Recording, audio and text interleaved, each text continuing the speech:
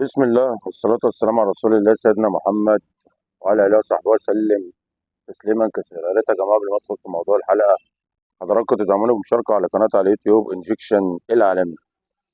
طبعا جرحوني وقفلوا الأجزخانات لا قالوا لي ازيك ولا سلامات. الأهلي عزف وغنى أحلى الحكايات.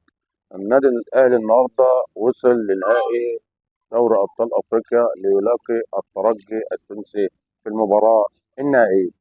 طبعا النهارده اكلم حضراتكم واشيد باللاعب اكرم توفيق اللي قدم مباراه على اعلى مستوى.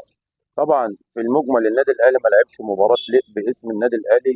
في غلطات كتير في النادي الاهلي وخصوصا في خط الوسط النهارده. وزي ما انا بقولها برضه انا مش هغير رايي في اللاعب احمد نبيل كوكا ان هو لاعب ما يستحقش ان هو يلعب في النادي الاهلي للاسف. النهارده بقول شابوه لوسام ابو علي المهاجم الفلسطيني للنادي الاهلي. بقول شابوه للاعب علي معلول اللي هو قدر النهارده يكون له بصمه في الاثنين اسيست اللي هو عملهم. الضربه الركنيه لعلي معلول وكره الهدف لوسام ابو علي. والنهارده الحمد لله ان ربنا كرم اكرم وقدر ان هو يحرز الهدف الثالث علشان يعني ربنا سبحانه وتعالى يكافئه ويكون له نصيب من الكحكه بتاعه مباراه قبل النهائي. طبعا النهارده يعني شفنا مباراه يعني الاهلي بيتهاجم عليه بشراسه. شفنا غلطات انا بقول في خط الظهر و الى اخره.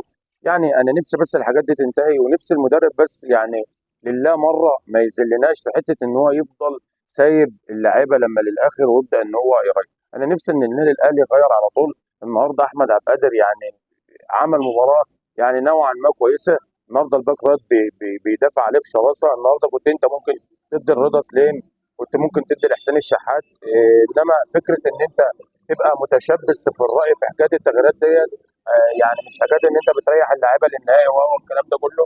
لا الاهلي كان ممكن يعني يغير ويقدر يمسك الكره اكتر من كده ويقدر يهاجم اكتر من كده ويقدر ان هو يكون له اليد في الاسبقيه في ان هو يقدر ان هو يهاجم على طول. النهارده يعني حته قله التغييرات ديت اللعيبه بتبذل خساره جهدها. ودي برضه يعني مش اللاعب بيلعب يعني 110 دقيقه او 105 دقيقه اللاعب بيستهلك. وطبعا ده ما يعني في تلاحم المباريات ده بيخلي اللعيبه ما بتقدرش بتيجي في الماتشات اللي بعد كده لما بتيجي تلعب بتبقى واقعه في حته البدني. انا بقول انا يعني شايف ان المباراه ضعيفه فنيا وتكتيكيا لمارسيل كولر. كنت اتمنى ان النادي الاهلي يبقى ماسك كوره من اول دقيقه لاخر دقيقه. طبعا انا بقول كره الهدف اللي احرزها مازيمبي دي انا مش شايف برضو ان هي فيها حاجه.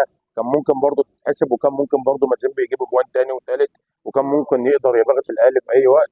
بس هي المباراه يعني خلصت بفوز النادي الاهلي.